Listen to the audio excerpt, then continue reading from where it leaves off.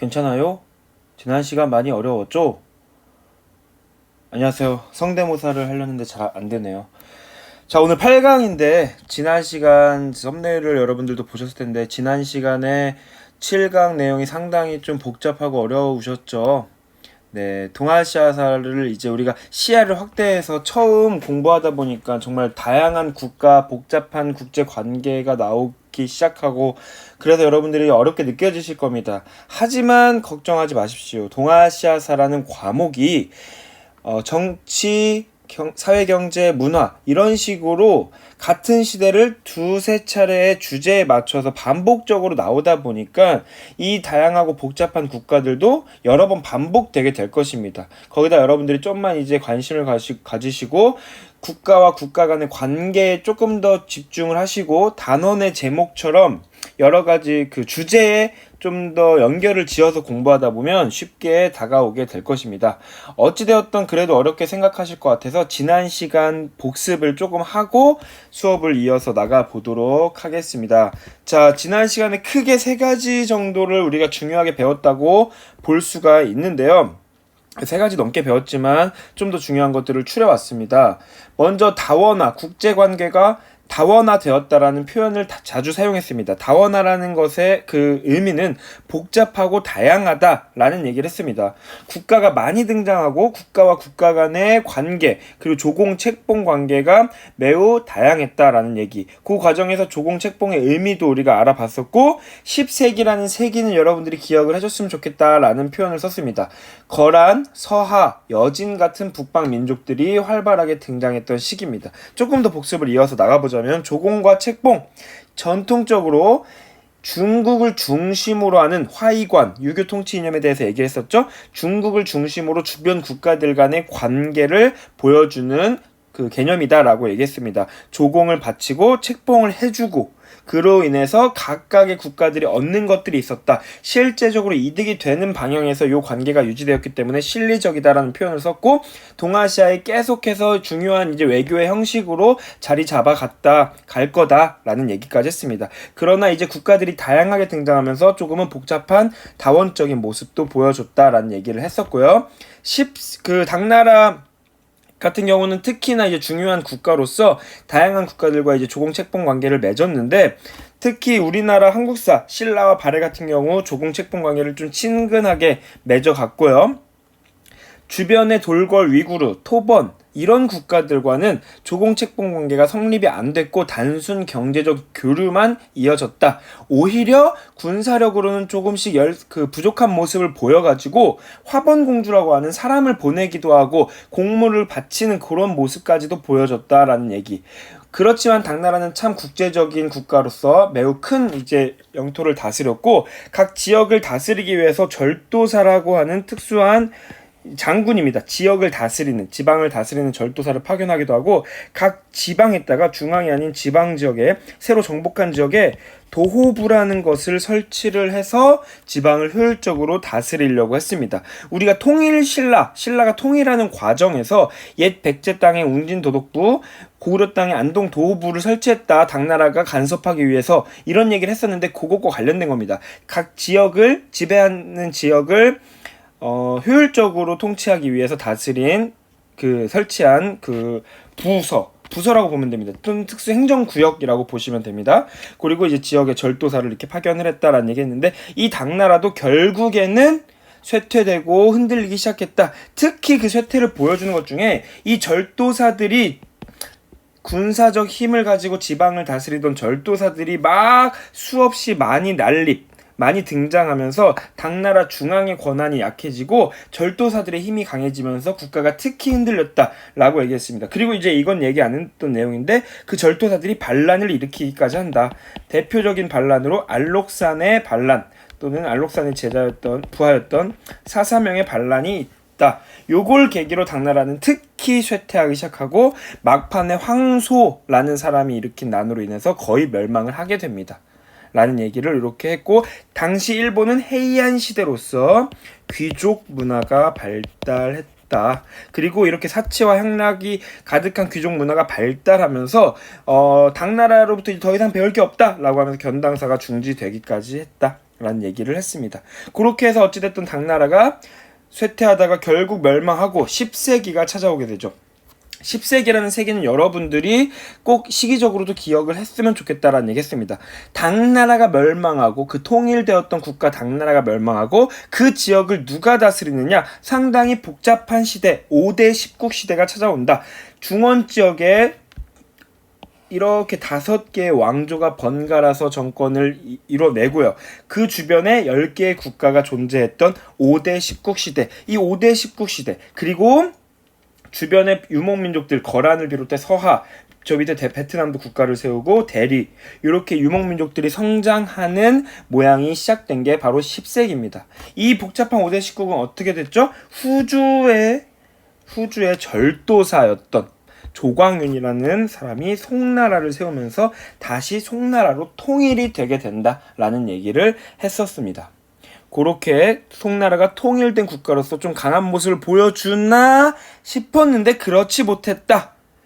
10세기에 부족을 통일하고, 이제 야율 아복이란 얘기를 했었죠. 부족을 통일하고 북명관제, 남명관제 같은 것으로 이제 효율적으로 이제 그 나라를 다스리기 시작한 거란이 만리장성 넘어서 연운 16주, 참 중요한 곳이라고 했습니다. 만리장성 남쪽 연운 16주를 차지하면서 점차 남쪽으로 넘어오려고 송나라와 갈등을 일으켰다. 송나라는 싸움을 했지만 제대로 대처하지 못하고 약한 모습만 보여줬다. 그 이유가 뭐였죠? 자, 그 이유도 이렇게 배웠었죠. 장군들, 국방력을 중시하지 않고 문신들을 우대하는 문치주의를 채택해서 정책으로 삼다 보니까 국방력이 약화가 되었다. 그런 과정에서 개혁도 펼쳐졌지만 왕안석에 실패하고 송나라는 주변 국가들에게 그냥 이름만 통일 왕조, 이름만 중국의 중심 국가였고 실제로는 약한 모습을 보여주고 주변 국가들에게 세패를 갖다 바치고 공물을 갖다 바치면서 아주 그냥 형은 형인데 약한 형, 이런 느낌을 가졌다라는 얘기입니다. 그렇죠. 그리고 서쪽 지역의 서하까지도 비단길을 장악하면서 성장하는데 송나라와 갈등해서 여기서도 마찬가지로 송나라는 약한 모습을 보여줬다. 또 우리나라 백두산 지역에 발해의 지배를 받던 여진족도 조금씩 성장을 하고 있었다라는 얘기를 했습니다.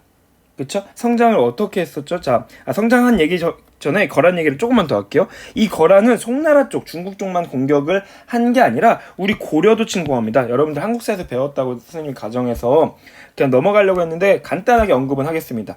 우리 고려도 공격하고 발해도 공격해서 발해를 실제로 멸망을 시키기도 하고요.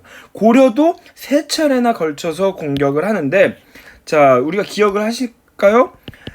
1차 침입 때 소순영이라는 장군을 보내서 우리 고려를 공격했는데 우리가 맞서 싸웠죠. 자, 서희가 단판, 말로써 거란을 쫓아냈다. 그리고 오히려 강동육주라는 영토를 획득하는 아주 쾌거를 거두기도 했다. 이거에 멈추지 않고 2차례, 3차례나 거란족은 계속해서 쳐들어왔다. 그 2차 같은 경우는 여러분들이 이제 기억을 안 해도 될 것 같고요. 강조라는 사람이 등장하고요. 3차 때 우리가 준비가 많이 되어 있어가지고 강감찬 장군이 귀주에서 아주 크게 승리를 거두면서 잘 거란의 침공을 막아내기까지 했다라는 얘기 했습니다. 거란과 관련한 얘기 이렇게 알아봤고요. 그리고 요 와중에 여진이 성장한다라는 얘기를 했습니다. 발해는 지금 이제 멸망을 한 상태고요. 송나라와 다시 앞으로 가서 요 송나라 무슨 색으로 할까요? 초록색으로 할까요? 자, 송나라는 자신들 얼마나 부끄럽고 창피하겠습니까? 그렇죠? 서하에게도 거란에게도 침략받고 오히려 지게 되니까요. 그러면서 조금씩 성장하고 있던 여진과 송나라가 우리가 힘을 합쳐서 저 거란을 쫓아내자 라는 약속을 하고 실제로 양쪽에서 공격해서 거란을 멸망시킵니다. 거란 무슨 나라였죠? 나라 이름 한 글자로 요나라라고 했죠. 요나라를 멸망을 시킨다.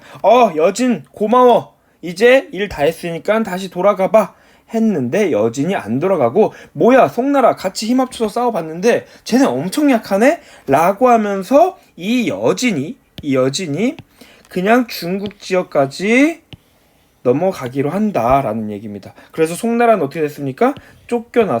여진에게 쫓겨나서 남송이 되었다라는 얘기했습니다. 이 여진은 점점 세력을 확장해서 이름을 금나라로 바꾸기도까지 하고 이 황허강 남부 지역까지 이따 지도 보겠습니다. 세력을 확장합니다.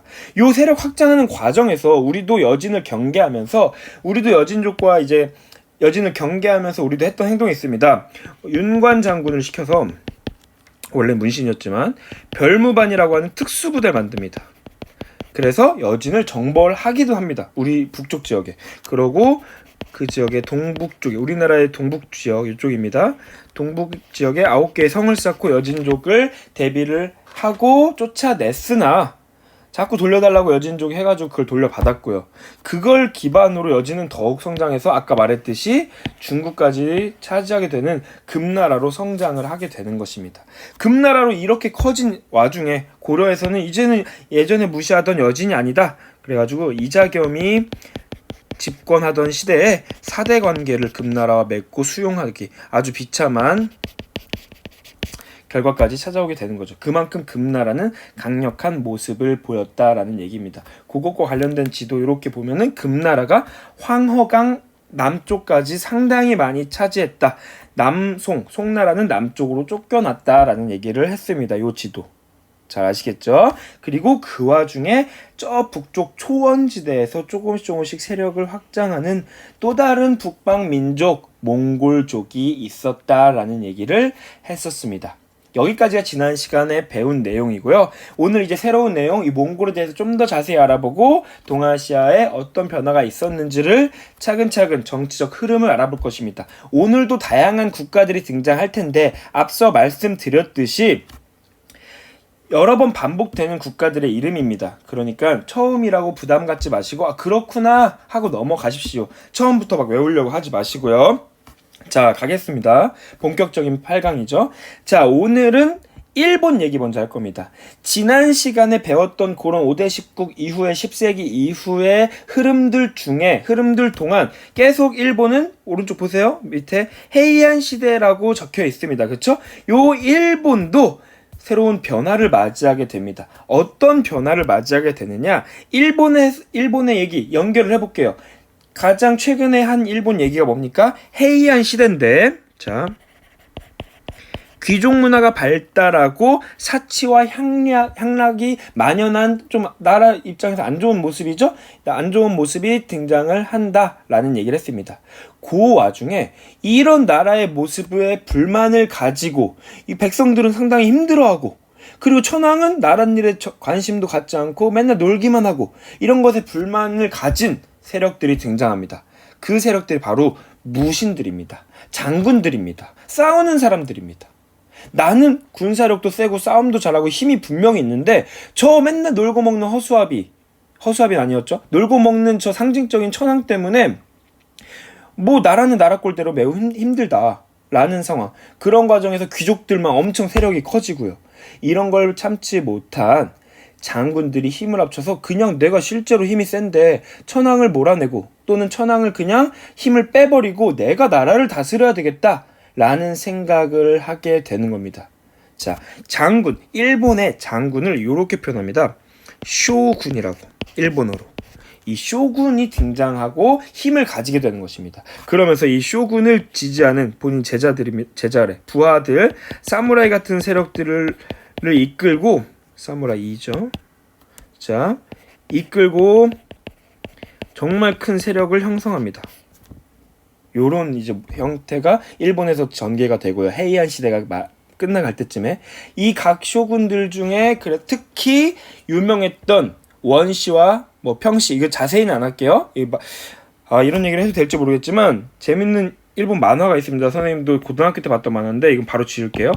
차나왕 요시츠네라는 만화가 있는데 바로 요 헤이안 말기 시대를 배경으로 해서 이 다음 배우는 이제 좀 이따 언급할 가마쿠라 막부가 등장하는 시기를 다룬 만화인데 상당히 저는 재밌게 봤습니다. 지우겠습니다. 자, 뭐 심심할 때 방학 때 보세요. 아니 겨울 방학 때 보세요. 자, 사무리아라고 적혀있네 여기도. 자, 요 사무라이 요런 쇼군들이 등장하고 쇼군들끼리 전쟁을 하고 정권을 누가 차지하느냐 요런 형태로 이제 일본이 혼란스러워집니다. 거기서 승리한 가장 강력한 쇼군의 이름을 말씀드릴게요. 미나모토 노는 이제 뭐뭐의 오부죠. 오부 일본어. 자, 미나모토 가문의 요리토모라고 하는 사람이, 미나모토노 요리토모라고 하는 사람이 쇼군으로서 이 복잡했던 시대를 정리하고 본인이 정권을 잡습니다. 본인이 정권을 잡았다? 천황이 되었다? 가 아니에요. 천황은 아주 신성한 존재입니다. 하늘의 신, 태양의 신으로부터 이제 이어받은 핏줄이고 함부로 또 건들면 백성들에게 반감을 살 수 있어서 천황은 그대로 있는 겁니다. 천황. 그러나 천황의 힘을 쭉 뺍니다.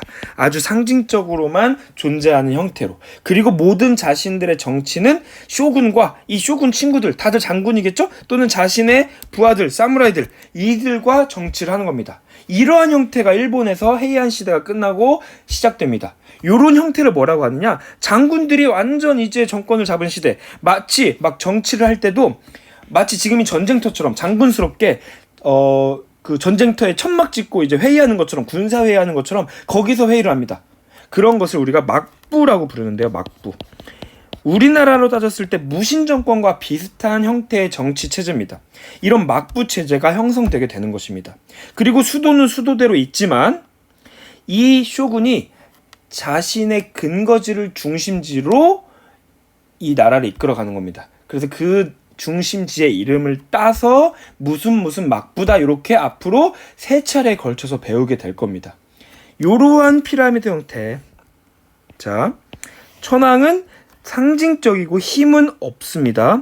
쇼군이 거의 모든 정치를 하는 이런 정치 형태를 막부라고 했다고 했죠. 거기서 미나모토노 요리토모, 이 사람의 정치적 근거지가 바로 일본 도쿄라는 도시 옆에 수도 가마쿠라입니다. 가마쿠라 막부가 이렇게 탄생을 하는 것입니다.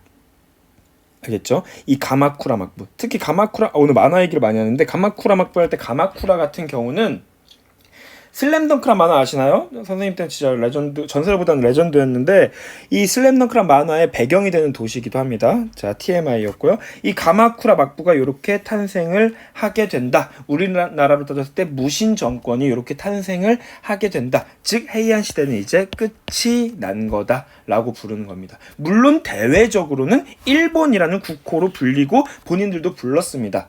그러나 이렇게 정권이 바뀐 거에 의미를 두기 위해서 이렇게 따로 명칭을 붙여서 부릅니다. 알겠죠? 이러한 형태가 일본에서 시작됩니다. 즉 가마쿠라 막부가 등장을 한다는 말입니다. 알겠죠? 일본 얘기를 오늘 좀 많이 했고요. 다시 이제 중원 쪽으로 가겠습니다. 저 북쪽, 서쪽, 저쪽 지역 초원지대에서 조금씩 세력을 확장하던 몽골족이 엄청난 지도자를 중심으로 통일을 하게 됩니다. 부족들을. 여러분들 모두 들어보셨을 거예요. 다음 페이지로 넘어가서 말할게요. 가마쿠라 막부 바뀌었고요. 자, 그 지도자의 이름을 배울 거고 이 지도자 이후에 또 다른 몽골 입장에서 훌륭한 지도자를 2명 더, 총 3명을 배울 겁니다. 이 부분이 시험 같은 데 출제될 때는 각 그 지도자의 업적에 대해서 이제 시험 문제에 자주 언급이 될 겁니다. 첫 번째로 등장하는 사람, 이 몽골 부족을 통일하고 영토를 확장하는데 엄청난 이제 공헌을 했던 그 지도자. 몽골에서는 지도자를 칸이라고 불렀습니다. 칸. 좀 느낌이 오시나요? 바로 칭기즈칸입니다. 칭기즈칸. 우리가 거란, 서하, 여진을 배울 때 각각 유명한 지도자들이 부족을 통합하고 국가의 모습을 갖춰갔다라고 했었죠? 칭기즈칸도 마찬가지입니다. 몽골 부족을 통일하고 우리는 단순히 이제 북방 유목 민족이 아니라 하나의 국가다라고 하면서 아주 당당함을 보여주면서 우린 대몽골 제국이야 라고 하면서 대몽골 제국, 울루스라고 합니다. 그들의 언어로. 대몽골, 예키 몽골 울루스 이렇게 부르기도 하는데 울루스를 몽골 제국을 성립을 하고요. 그리고 캐식이라고 하는 자신의 친위 부대를 통해서 보다 더 안정적인 이제 그 지도자의 권한을 유지해 갔고요. 칸의 권한을. 그리고 천호백호제로 즉 이 뭐냐면 각 국가의 이제 각 집집마다를 100호씩 집을 100개씩 이제 다 묶습니다. 그리고 100개를 또 10개씩 묶어서 1000개를 만듭니다. 1000호. 이것을 항상 편성을 해놓고 언제든 전쟁이 일어났을 때 요거에 맞춰서 언제든 출동하고 군사력으로 사용할 수 있는 아주 군사력에 이제 특화된 이런 제도를 사용하기도 합니다. 그러면서 여기저기를 공격합니다. 서하를 공격하고요. 서하. 끝이 아니라 저 유럽 쪽으로 이제 막 진출해서 서쪽 거의 막 유럽의 동유럽 지역까지도 진출을 하고요. 이런 이제 얘기를 할 수 있고 서하 빨간색으로 적었네요. 자, 그럼 또 헷갈릴 수 있으니까 자, 서하를 바로 밑에 써 있는 서하를 공격하고 금나라 중국을 차지하고 있던 금나라 지역까지 금나라도 공격합니다. 침공, 침략, 공격 다 같은 의미죠. 요렇게 이런 업적을 남긴 게 바로 칭기즈칸이다 라는 얘기입니다. 자, 칭기즈칸 이렇게 구분을 할게요. 칭기즈칸. 자, 그 다음으로 이 칭기즈칸이 죽고 난 이후에 이 몽골 부족의 풍습인데 칭기즈칸의 자녀들에게 땅을 떼어줍니다. 분봉, 땅을 나눠줍니다. 나눠줬다고 했는데 이렇게 나눠지게 되고 각각의 그 울루스 제국들이 따로따로 이제 등장하는 시기로 오게 되고요.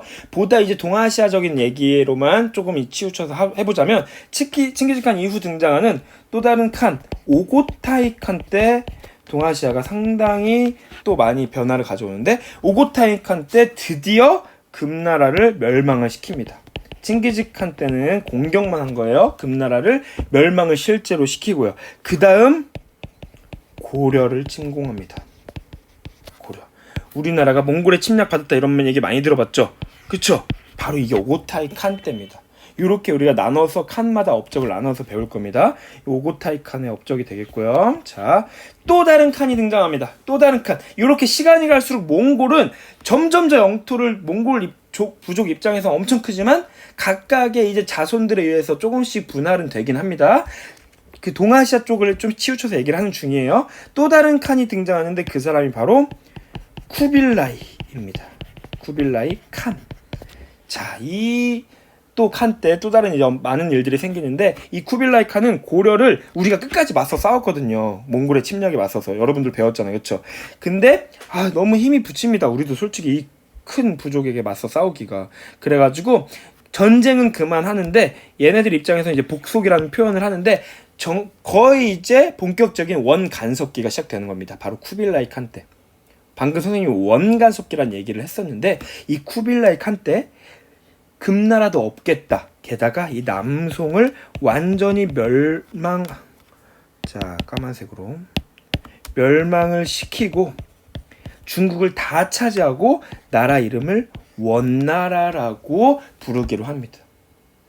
마치 여태까지 있었던 한나라, 수나라, 당나라 이런 것처럼 중국을 다스리는 한 글자짜리 나라로 이렇게 이제 쿠빌라이 칸 때 원나라가 성립이 되는 거예요. 그러니까 원나라에 우리가 간섭받는 원간섭기가 시작된다라는 표현까지도 맞게 되는 겁니다.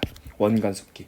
그리고 쿠빌라이 칸 여기서 이제 쉬지 않습니다. 영토를 상당히 많이 확장하는데 요 남쪽의 베트남 대월이라고 불렸던 대외적으로 대월이라고 불렸고 당시에 쩐씨들 베트남의 쩐씨들이 집권을 한 쩐 왕조 시대인데 이 대월까지도 공격합니다. 근데 여기 베트남도 상당히 멀기도 했고 베트남 민족들이 상당히 투지를 가지고 맞서 싸워가지고 버텨냅니다. 이런 일까지 생기고 우리 고려처럼요. 그러면서 유명한 이제 또 장군이 여기서 등장하는데 베트남의 쩐흥다오라는 장군이 요 쿠빌라이 칸의 침략을 열심히 막아냈다. 뭐 그 과정에서 그 대월사기라고 하는 역사책도 편찬돼서 민족 의식이 막 올라가기도 하고요. 우리나라에서도 요 시기에 삼국유사, 제왕운기 같은 책들이 역사책들이 편찬되면서 우리 민족은 열심히 살면 버텨내고 강하게 살아갈 수 있는 민족이야! 라고 하는 이런 문화적인 것까지 영향을 끼치는 게 쿠빌라이 칸의 침략입니다. 그 대월 그 베트남 지역에서는 찌논 문자라고 하는 또 특수한 문자가 만들어지면서 우리는 문자도 만드는 당당한 민족이다라는 그런 민족 의식이 막 올라간다. 이런 문화적인 변화도 여러분들이 모의고사 같은 데서 만날 수 있을 것입니다. 여기서 끝이 아니에요. 쿠빌라이 칸은 고려는 이제 고려는 원나라와 지금 이제 서로 이제 전쟁 안 하고 간섭받는 시기입니다. 고려 군대와 힘을 합쳐가지고 일본 가마쿠라 막부를 공격합니다. 이 말 타고 따그닥따그닥 하고 중국을 지배한 이 원나라가 바다까지 욕심을 낸 겁니다. 일본 가마쿠라 막부를 공격을 합니다. 요 얘기도 여러분들 들어보셨을 수도 있는데 배를 타고 가야 되겠죠 당연히. 근데 여기서 태풍이 막 불어쳐가지고 태풍이 막 불어쳐가지고 배가 막 침몰하고 가마쿠라 막부 군인들도 이제 해안가에서 막 열심히 맞서 싸우고 해서 이것도 실패합니다. 요때 이 불렸던 태풍을 신이 내려준 태풍이다 해서 신풍이라고 불립니다. 신풍. 일본어로 가미가제. 이게 바로 요 용어가 여기서 등장하게 되는 것입니다. 쿠빌라이 칸 정말 많은 지금 영토 확장을 시도했고 실제로 중국을 원나라로서 지배했다라는 얘기. 이렇게 3명의 칸이 동아시아 과목에서 중요하게 이제 다루어질 것입니다. 알겠죠? 좀 더 집중을 해서 보셔야 됩니다.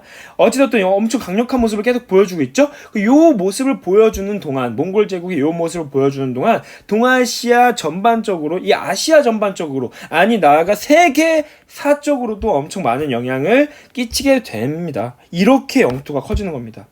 우리 동쪽 끝을 보면 고려, 일본 이렇게 써있는, 중국은 다 차지했고요. 그쵸? 여기 카라쿠룸이라고 하는 요 지역에서 출발한 원나라가 이렇게 영토가 커져옵니다. 물론 칭기즈칸 이후에 무슨 울루스 이렇게 원나라 자녀들 세대로 인해서 조금씩 이제 각각의 나라로 분할은 되지만 이 몽골 다 제국입니다. 몽골 부족입니다. 이렇게 넓어졌다라는 거. 서쪽 끝을 볼까요? 비잔팀 제국, 지금의 그리스입니다. 여기 지금의 이탈리아입니다. 키예프, 지금의 우크라이나, 이 동유럽 지역까지 이렇게 영토를 확장하는 몽골이었다. 엄청나게 큰 영토죠.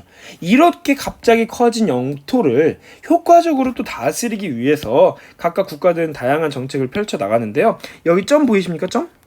중요한 지역에다가 역참을 설치해서, 역참이라고 하는 것은 말 타고 따가닥 가다가 말도 지치고 사람도 지치지 않겠습니까? 마치 여관 같은 겁니다. 거기서 말도 쉬고 말을 갈아타기도 하고 그 숙소처럼 사람도 쉬고 가고 밥도 먹고 가고 그런 지역을 그런 이제 그 장소를 곳곳에 설치해서 보다 더 효율적으로 지역까지도 이제 다스리려고 했고요. 또 바다에서도 시박사라는 것을 효과적으로 운영해서 바다에 그 해상 교역, 바다를 통한 이런 여러 가지 무역을 담당했던 사무실 같은 겁니다. 이 시박사를 효과적으로 활용하기도 했다. 물론 시박사는 당나라, 송나라 때도 존재했지만 이 몽골 때도 활발하게 사용되었다라는 겁니다. 이런 식으로 이런 이제 그 역참이나 시박사 같은 것을 설치하는 것을 통해서 거의 이 아시아 대부분이 통합이 되게 되는 거죠. 몽골 제국에 의해. 이것을 교역망의 통합이라고 우리가 표현을 합니다. 교역, 여러 가지 물건을 주고받는 이 교역이 몽골 제국으로 일원화되었다. 통합. 일원화라고 표현합니다. 다원화의 반대말입니다. 하나로 통합되었다. 복잡할 게 없다. 몽골이 전부였다. 그냥. 요렇게 보시면 되겠고, 이뿐만이 아니라 이렇게 교역망의 통합 좀만 더 얘기를 할게요. 바다를 통해서 바닷길, 바다를 통한 무역 장악했고요. 이들이 처음에 살고 있던 요 초원지대, 거기를 이제 통과하는 초원길도 장악했고요. 그리고 우리가 한나라 장건의 서역 파견을 통해서 알게 된 요 밑에 쪽에 있는 비단길까지 모든 걸 다 장악했다. 이런 식으로 교역망이 통합됐다라는 것입니다. 또한 인구도 증가하고 영토도 확장하고 좀 더 경제적인 생활을 효율적으로 하기 위해서 교초라고 하는 그 화폐를 발행하기도 하고요. 또한 이쪽 지역, 지금 여기 이라크입니다. 이라크. 여기 이슬람 지역이거든요. 이 이슬람 지역까지도 이제 연결이 되면서 이슬람 문화가 막 들어오는 영향을 받기도 합니다. 그러면서 이슬람 지역에서 특히 발달한 천문학, 별자리 같은 거 보고 날짜를 계산하고 하는 그런 달력 같은 거 만드는 기술, 이런 것도 들어오고, 이런 것들은 원간석기였던 고려시대, 그리고 고려를 통해서 또는 이제 직접 일본에게까지도 영향을 주면서 어떻게 보면 고려와 조선의 그런 역법, 달력을 만드는 기술이 발달하는 데까지도 영향을 끼친다. 그때 만들어진 원나라의 유명한 달력이 등장합니다. 바로 수시력이라고 하는 달력이 만들어진다. 쉽게 달력이라고 생각하시면 됩니다. 날짜를 계산하는 방법, 역법이라고 보면 되겠습니다. 그리고 나중에 이제 우리 조선시대 뭐 칠정산 이런 게 만들어지는데 영향을 끼치기도 하고요. 혼일강리 역대 국도 지도, 뭐 이런 지도가 만들어지는데도 영향을 끼쳤다라는 얘기입니다. 이렇게 강한 몽골 제국, 그리고 원나라까지 우리가 배워봤는데, 이 나라도 결국엔 쇠퇴합니다.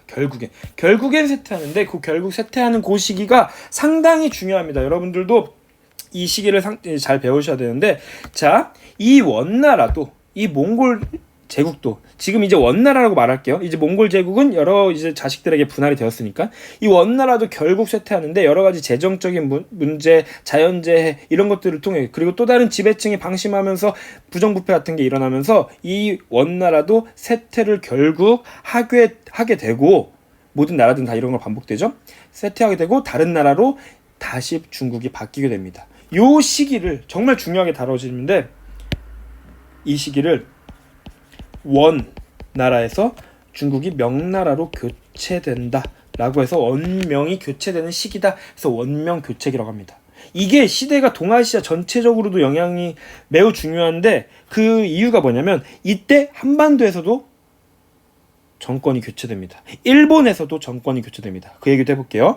원나라가 점점 쇠퇴하고 모든 국가들에게 공통적으로 일반적으로 볼 수 있는 현상인데, 또 다른 종교에 의지한 사람들이 백성들을 끌어모아가지고 반란을 막 일으킵니다. 백년교도의 난이라고 하는 건데, 백년교도의 난. 우리 마치 후한 말에 황건적이 태평도라는 종교를 이용해서 난을 일으킨 것처럼 백년교도의 난이 특히 원나라를 거의 멸망 직전까지 쇠퇴를 강하게 만드는 영향을 끼쳤고요. 그 이후에 이 백년교도 출신이라고도 알려진 주원장이라는 사람이, 야, 원나라는 이제 망했다. 그 강했던 모습 다 없다. 이제 쟤네 쫓아낼 수 있겠다 라고 하면서 밑에 난징이라는 지역에서, 난징도 표시해 줄게요. 남쪽입니다. 난징. 지금의 남경, 난징. 지금은 원나라의 수도는 대도라고, 지금의 베이징입니다. 난징을 중심으로 자신의 세력을 확장해서 새로운 국가 명나라를 건국하게 되는 것입니다. 이렇게 원나라에서 명나라로 교체된다. 그렇게 이제 건국된 명나라는 세력을 점점 확장하고 저 원나라를 북쪽으로 쫓아냅니다. 북원이라고 이제 불릴 텐데요. 북쪽으로 쫓아내고 중국을 명나라로서 다시 통일하고, 나는 저 몽골 부족, 유목민족이 아니라 한족이야 라고 하는 정신을 바탕으로 한족 국가 명나라를 이렇게 수립을 하게 되는 것입니다. 여기서 끝이 아닙니다. 고려시대엔 무슨 일이 생겼냐, 원나라가 점점 약해지는 모습을 보이니까 우리 고려에서도 공민왕이 등장해서 여러 가지 정책을 펼쳐 나갈 건데요. 자, 원나라에 반대하고 자주성을 찾을 수 있는 개혁을 펼쳐갑니다. 여러 가지 이제 한국사에선 자세히 나옵니다. 쌍성 총관부를 탈환하고 친원 세력을 축출하고 원나라 풍습을 금지하고 그 신돈을 등용해서 토지제도 개혁을 시도하고, 그러나 공민왕이 이제 살해되면서 실패하죠.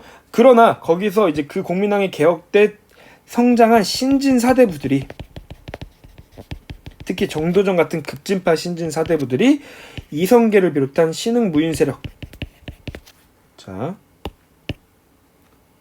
신흥 무인 세력과 힘을 합쳐서 새로운 나라를 만들죠. 어떤 나라입니까? 말해볼까요? 같이?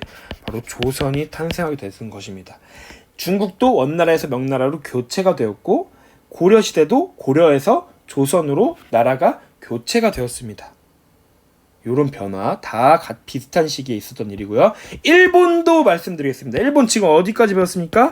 가마쿠라 막부였죠. 일본은 애초부터 위험했어요.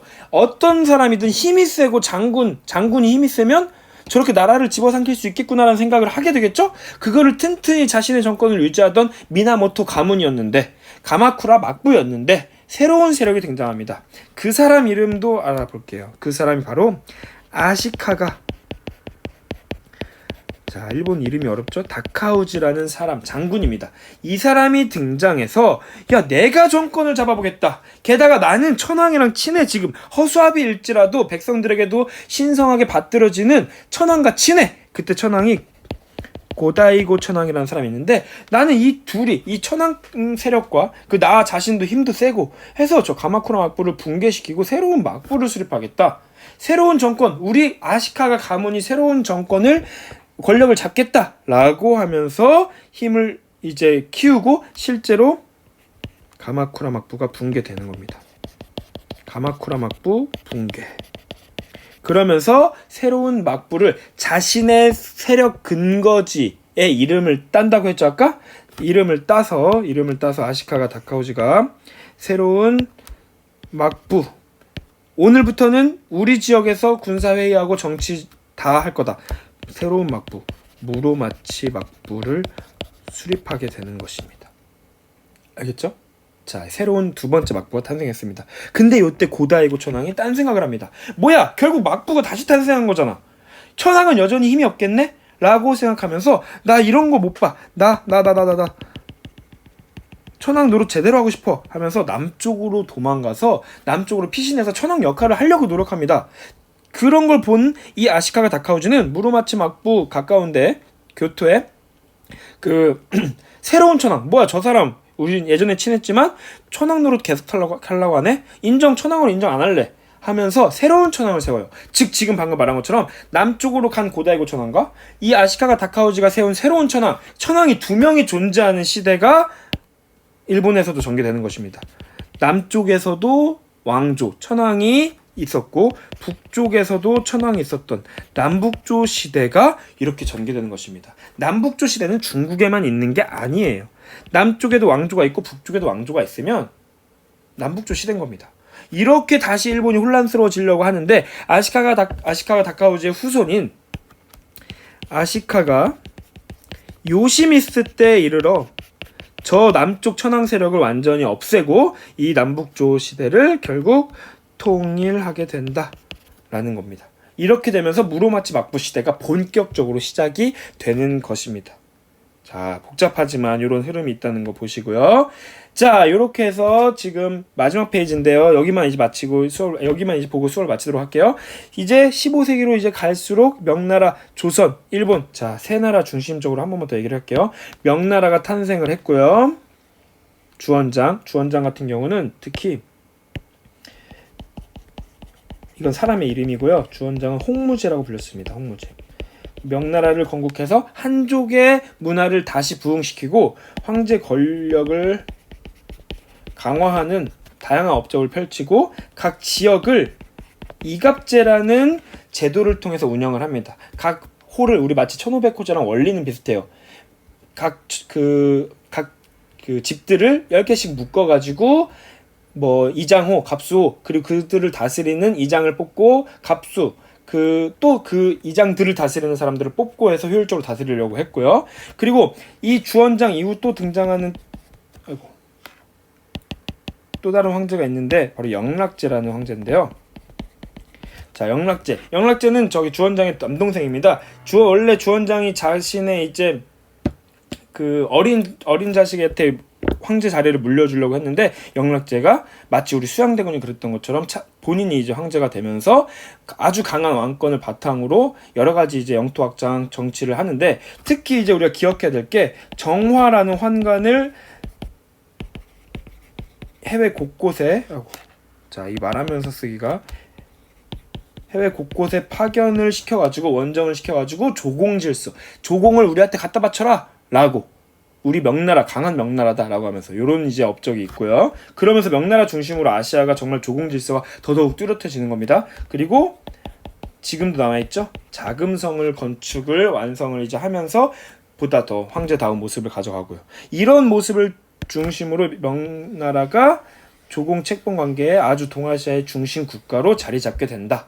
이 화살표를 보면 지금 파란색 화살표가 조공이라고 써있는 화살표인데 조공이 있으면 책봉도 당연히 있는 겁니다. 라고 생각하시면 됩니다. 우리 조선과도 그랬고요. 그리고 저기 우리 거의 구석기 시대 인류 할 때 배웠던 오키나와 지역에 있었던 이 당시에는 하나의 국가였습니다. 류큐라고 불렸던 이 류큐, 오키나와입니다. 오키나와. 이 류큐 지역과도 조공 책봉 관계 맺었고 그리고 베트남 지역의 대월 이 당시의 베트남은 또 성씨가 바뀌어서 레 왕조입니다. 새로운 왕조. 이 레 왕조와 초반에는 좀 다투고 싸우다가 결국 조공 책봉 관계를 맺는다 라는 얘기.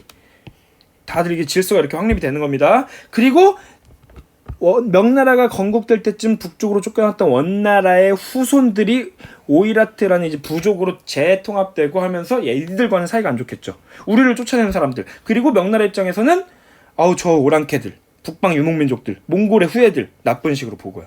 이런 관계가 있었고 우리 조선 입장에서도 한 가지 언급을 해드릴게요. 우리 조선 입장에서는 다른 우리보다 약한 국가들이 분명히 류큐, 일본 등 존재를 했으나 이 당시에 조공을 받을 수는 없었어요. 왜냐? 이 동아시아의 조공 책봉 관계 이 질서 속에서는 유일한 국가는 바로 명나라였던 겁니다. 우리도 조공을 바쳤으니까. 그래서 우리는 이들과 교린 관계라고 해서 경제적 교류를 이제 활발하게 하면서 교린 관계를 맺었다라고 합니다. 물론 우리가 우위에 있었지만요. 그렇죠? 일본은 이때 뭐라고 했죠? 아까 무로마치 막부라고 했습니다. 일본이 무로마치 막부일 때 명나라입니다. 미음. 자, 여기는 이제 좀 다른 화살표가 있는데 일시적으로 무로마치 막부가 수립된 이후에 명나라의 조공을 받고 쇼군으로 인정받고 하는 이제 좀 친근한 모습이 보여졌는데 곧 이게 중단됩니다. 무로마치 막부에서 이제 바다를 건너서 무역하는 것을 금지하는 그런 이제 상황까지 펼쳐지면서 조공 관계가 끊기기도 한다라고. 그리고 이제 무로마치 막부에 이제 배울 매우 또 일본에서 혼란스러운 시대가 찾아올 텐데 그런 식으로 이제 조공이 끊긴다라는 질서까지도 우리가 볼 수가 있습니다. 오늘 수업은 여기까지만 하고요. 다음 시간에는 상당히 많은 걸 배웠죠? 우리가 여태까지 배운 나라들 다시 등장합니다. 그 나라들을 통해서 조금 더 문화적으로는 어떤 또 흐름을 가졌는지를 배워보도록 할 것입니다. 자, 반복이 최선입니다. 자, 오늘도 고생 많았고요. 들어주셔서 감사하고요. 항상 건강하십시오. 감사합니다.